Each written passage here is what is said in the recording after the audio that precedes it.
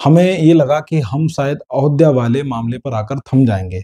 जो मंदिर मस्जिद जैसे विवाद है, शायद देश इस पर आकर थमे और दूसरे जरूरी विषयों पर हम बातचीत करें, और इससे न्यायपालिका और कार्यपालिका दोनों अपना ध्यान उन कामों पर लगा सके जिसके लिए वो बनी हुई है। लेकिन हमने बीते समय में देखा है कि ऐसा हो नहीं पाया, दुर्भाग्य से। चाहे फिर वो मथुरा मस्जिद विवाद हो, फिर चाहे वो काशी की ज्ञानवापी मस्जिद विवाद हो, ठीक है।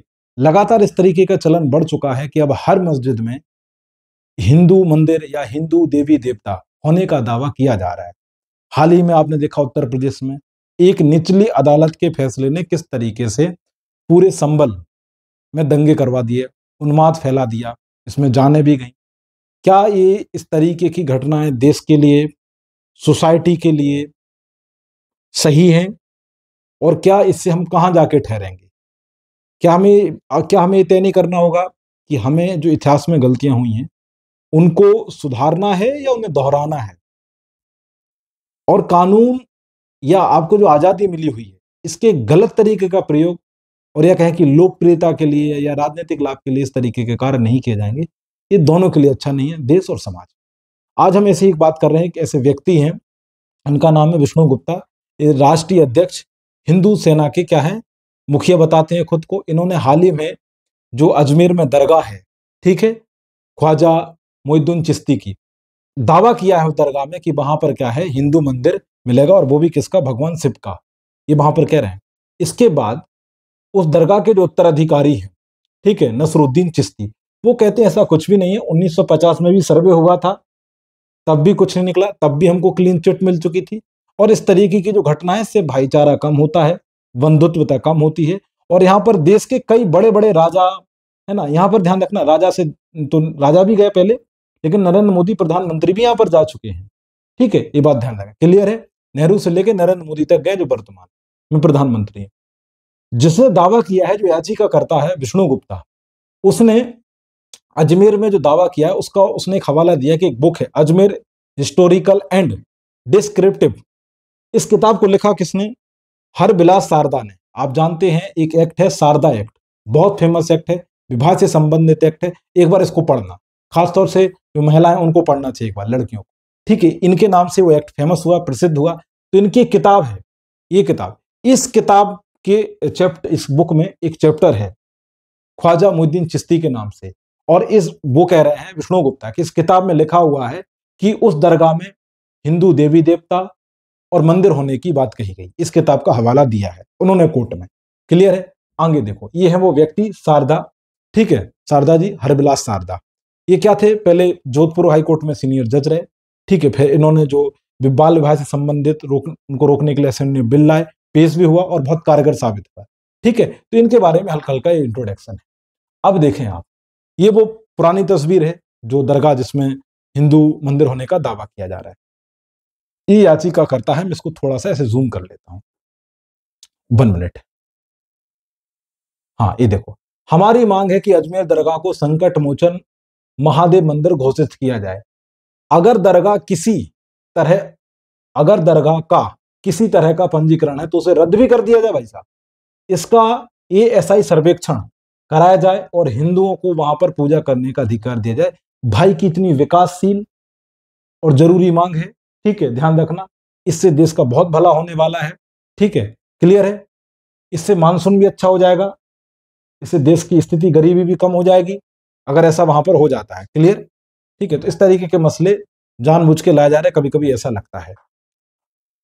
जबकि 1950 में इसके द्वारा सर्वेक्षण कर दिया गया है, क्लीन चिट भी मिल चुकी है, लेकिन फिर भी हिंदू सेना के अध्यक्ष विष्णु गुप्ता ने अजमेर की एक जो सिविल जो कोर्ट है, वहां पर कोर्ट में क्या है, याचिका दायर की। 27 नवंबर को अदालत ने इसे मंजूर भी कर लिया, ठीक है। और इसके बाद क्या हुआ, विवाद खड़ा हो गया। अब आगे देखिए, कोर्ट ने अजमेर शरीफ दरगाह से जुड़ी कौन सी याचिका स्वीकार कर ली जिस पर बवाल मचा हुआ है।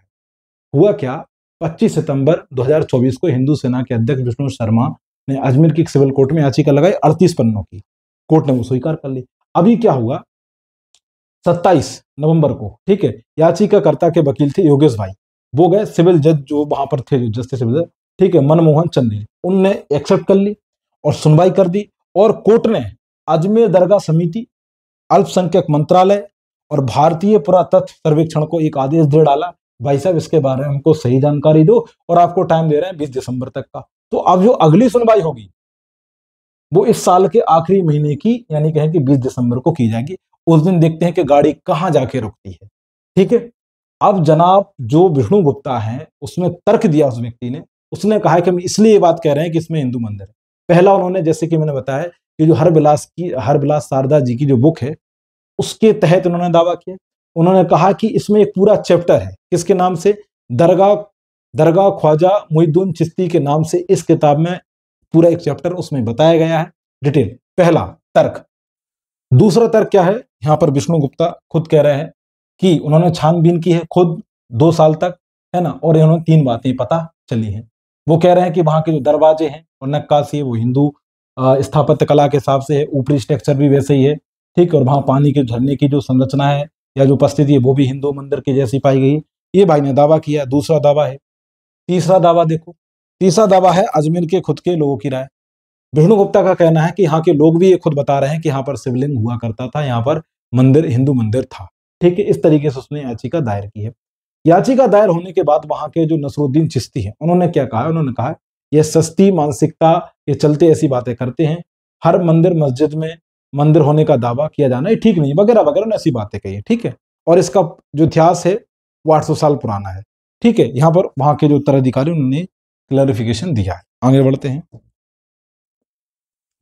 अजमेर शरीफ दरगाह की कहानी क्या है और इतनी प्रचलित क्यों है? ये बात सही बात है कि ये दरगाह इतनी फेमस क्यों, क्योंकि आप इसका जिक्र फिल्मों में देख लेंगे। ठीक है, यहाँ पर बड़े बड़े नेता भी आते हैं। ठीक है, यहाँ पर नेहरू से लेके, जैसे मैंने बताया, नरेंद्र मोदी तक यहाँ पर गए हुए हैं। इतना देखें, इतिहासकार जहरुल हसन की एक किताब है, उस किताब का नाम क्या है, ख्वाजा मुइनुद्दीन चिश्ती। उसके अनुसार इनका जन्म कहाँ हुआ था, ईरान में, ठीक है, 1135 में। इसके बाद भाई साहब क्या हुआ, 11वीं सदी में कहाँ पहुंचे, दिल्ली, और इसके बाद अजमेर। अजमेर में इन्होंने क्या हुआ, अपना धर्म व्यापार जो भी कहें जमाया। किसने, चिश्ती ने। चिश्ती वहीं से क्या करने लगे, प्रवचन देने लगे, और इसके बाद इनके पास बहुत दूर दूर से लोग आने लगे और ये बहुत प्रचलित हो गए। अजमेर में ही क्या हुआ, भाई का निधन हो गया। ठीक है, वहीं पर उनके नाम से एक मकबरा बना दिया, और उसके बाद ये मस्जिद, वो क्या नाम से, दरगाह बड़ी प्रसिद्ध हुई। ठीक है, 1136 में निधन के बाद अजमेर में उनका मकबरा बनाया गया। शुरुआत में एक छोटा सा मकबरा था, समय के साथ अलग अलग लोगों ने दरगाह का निर्माण कराया। मांडू के बादशाह महमूद खिलजी ने यहां पर एक मस्जिद बनवाई। इसके बाद मुगल सल्तनत में भी निर्माण कार्य हुए। मोहम्मद बिन तुगलक और शेरशाह सूरी जैसे बादशाहों ने भी दरगाह को संरक्षण दिया। ठीक है, आगे बढ़ते हैं। अजमेर शरीफ के 3 गेट हैं, ध्यान रखना। अजमेर शरीफ दरगाह 3 गेट हैं। पहला है बुलंद दरवाजा, उसको बुलंद दरवाजा भी कहते कई जगह पे। इसका निर्माण 1153 में सुल्तान महमूद खिलजी ने कराया। किसने, महमूद खिलजी ने कराया था। ये गेट 1 साल में एक बार खुलता है, उर्स के मौके पर। ठीक है, इस दौरान दरवाजे के ऊपर एक झंडा भी लगाया जाता है। ये वो वाला गेट है, कभी इस तरफ जाना हो तो देखिएगा इस दरगाह में। आगे बढ़े, आप देखिए 2 गेट और देखिए, ये भी बड़े प्रसिद्ध है। जन्नती दरवाजा कब, 14वीं सदी में सुल्तान अलाउद्दीन खिलजी ने इसे बनवाया था। यह चांदी का बना है, साल में केवल 4 बार खुलता है। इसके बाद निजाम गेट, इसे 1911 में हैदराबाद के निजाम ने बनवाया था, उसका नाम था मीर उस्मान अली। ठीक है, दरगाह में जाने के लिए सबसे महत्वपूर्ण गेट है ये वाला, सबसे महत्वपूर्ण गेट है, आप यहां से एंटर करते हैं। क्लियर है, तो ये वहां का थोड़ा सा स्ट्रक्चर था, दरगाह के बारे में जानकारी थी। आगे चलते हैं। ये अकबर से जुड़ा हुआ एक किस्सा है। कहा जाता है कि अकबर ने अर्जी लगाई थी इस दरगाह में कि यदि मेरे यहाँ बेटा हो जाता है उसके बाद सलीम का जन्म होगा। तो इसी के बाद अकबर खुद यहाँ 15 दिन की यात्रा करके, पैदल करके पहुंचा था और माथा टेका था। उसके बारे में की कहानी बड़ी फेमस है। ठीक है, कब, 2 साल बाद। ठीक है, मतलब इसने कब घोषणा की थी, 1567 में, कि ऐसा ऐसा अगर होगा, बेटा होगा, तुम जाएंगे। तो फिर 69 में, 1569 में वहां गया, और जो क्या नाम से लड़का था सलीम, उसका जन्म हुआ। ठीक है, ये बात याद रखना। एक अकबर से जुड़ा हुआ एक किस्सा था इस दरगाह से, इसलिए और भी फेमस हो गई। अब सवाल क्या है, याचिका पर अगली सुनवाई कब होगी और उसमें क्या हो सकता है? जैसे कि मैंने बताया 20 दिसंबर को होगी। अल्पसंख्यक मंत्रालय, दरगाह जो समिति है वो, और भारतीय पुरातत्व सर्वेक्षण अपनी रिपोर्ट पेश करेंगे।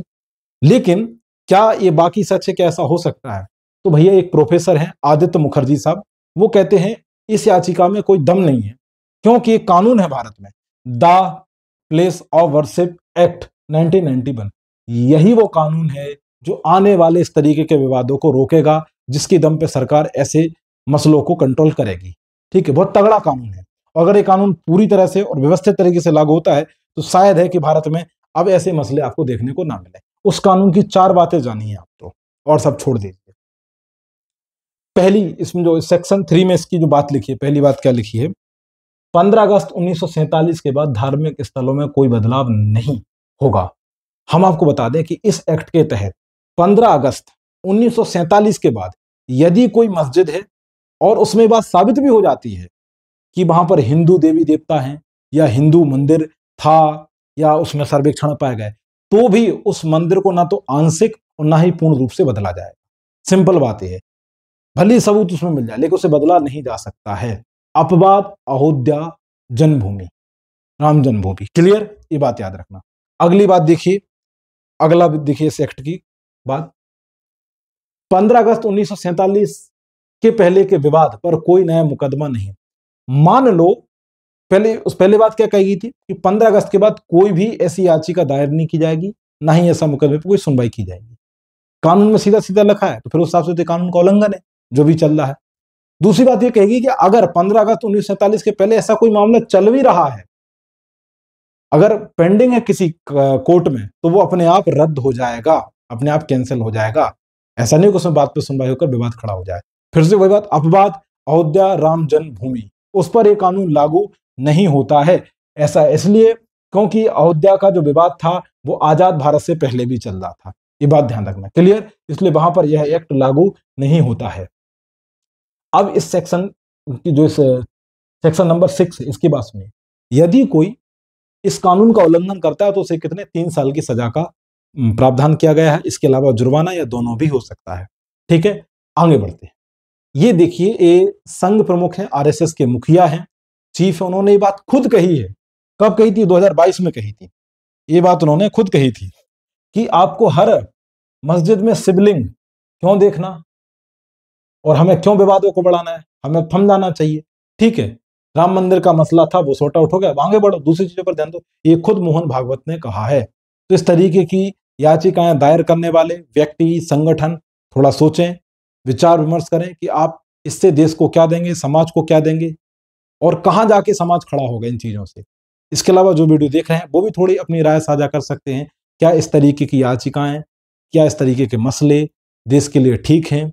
मेरा तो मानना है कि बिल्कुल नहीं है। बाकी अगर आपका अपना भी कोई निजी विचार है तो साझा कर सकते हैं। ठीक है, हम फिर भी इस मामले पर, या हमारा चैनल कोई अंतिम टिप्पणी नहीं देता है। अपना ख्याल रखें, अपने स्वास्थ्य का ख्याल रखें। अगर आपको कंटेंट और क्लास पसंद आया है तो चैनल को लाइक कर दीजिए, सब्सक्राइब शेयर भी कर दीजिए। ठीक है, जय हिंद, जय भारत।